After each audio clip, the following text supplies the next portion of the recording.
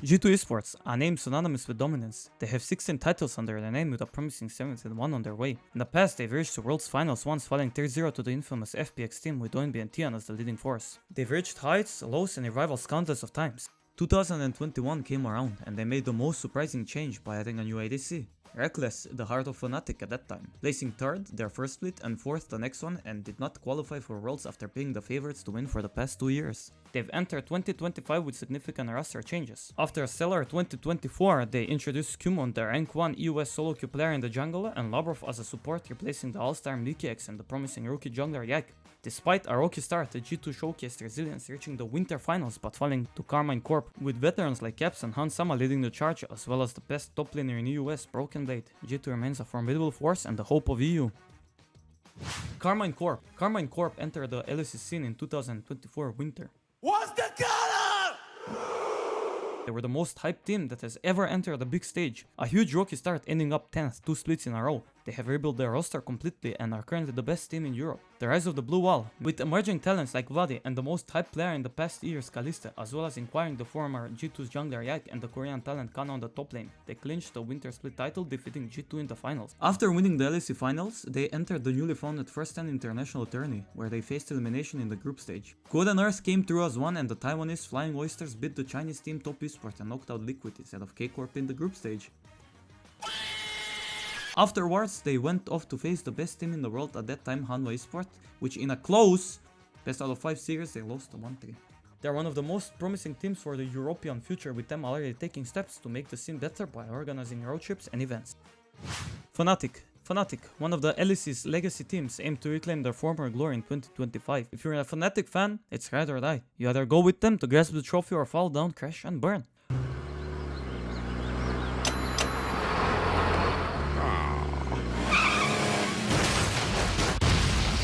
Once the greatest with World's Finals appearance and having the most influential pro player in European history, Reckless, as well as one of the richest history of any team, this squad is a must-watch.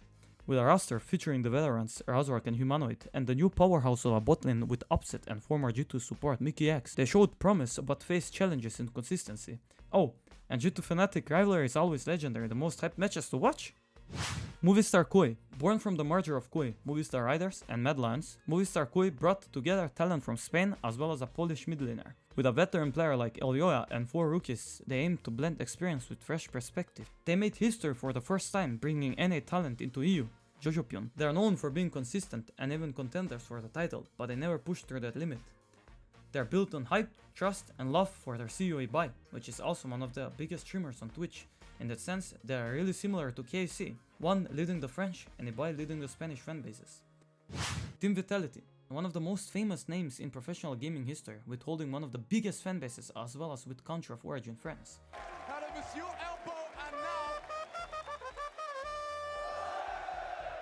Team Vitality made headlines by transitioning the veteran Iski mid laner to the support role, pairing him with one of the best ADCs in EU, Karzi.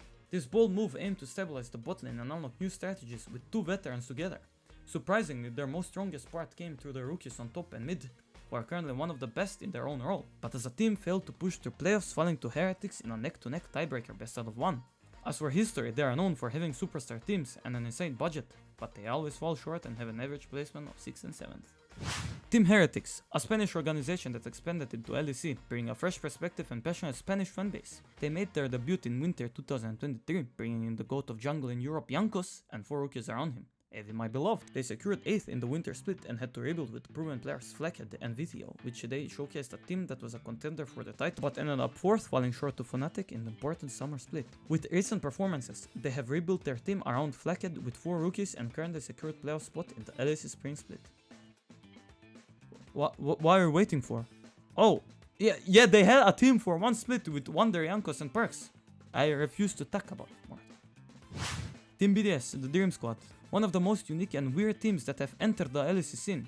They've had the same roster with a rocky beginning, but then a miracle run to second place in the LEC Spring Split, which then that skyrocketed them to one of the most competitive teams in the LEC. Built upon friendship and similar interests between the players, they've garnered a huge fanbase around them, but recently it has been crumbling down with questionable roster changes, starting with the removal of the current Los Ratones LEC Crownie and then their star player Adam. Now they struggle to find a playstyle for them, but they always have a proven academy team and a decent budget that they will rebuild in no time. Giant X.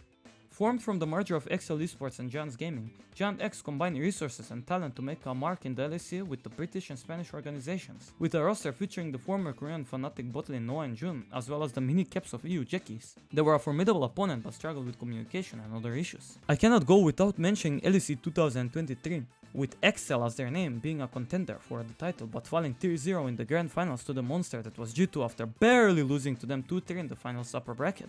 I'm a big fan of them. Their most memorable thing they've done is the most famous play in history of League. Ready to take a fight. Flash over. SK Gaming, one of the oldest esport organizations, SK Gaming has a rich history in competitive gaming. SK Gaming's longevity in the esports scene underscores its commitment to competitive excellence. They were once the greatest, they were once the worst, but the commitment and love that people have for this team still lingers to this day, even though I feel like recently they have been falling out again after replacing their star top laner irrelevant. And having a roster of 4 rookies and 1 returning player, they struggle to find a place in the LEC, but they will always have a place in our hearts. Rogue.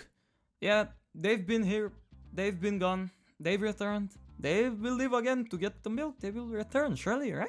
One of the more successful orgs that have been added during the rise of the LEC. They even have a title under their name, beating G2 in the LEC 2022 Summer Split, as well as creating legends like the current Los Ratones coach Odoanne. In such a short period, they've garnered a huge fanbase, but recently they've tried to sell their franchise multiple of times, which affected the Rogue as a whole, with questionable roster changes and moves. They've constantly ended last place in the LEC, with their franchise nearing their end in the upcoming weeks. And now, a moment of silence for Rogue. Thanks for everything. Well, this part is quick and unscripted. This took a long time. It's hard to balance college rank climb and video editing. If you enjoyed the video and want to see more, please support me and leave a subscribe or watch my stream. I will be doing them on YouTube or share this video with a friend. And thank you so much.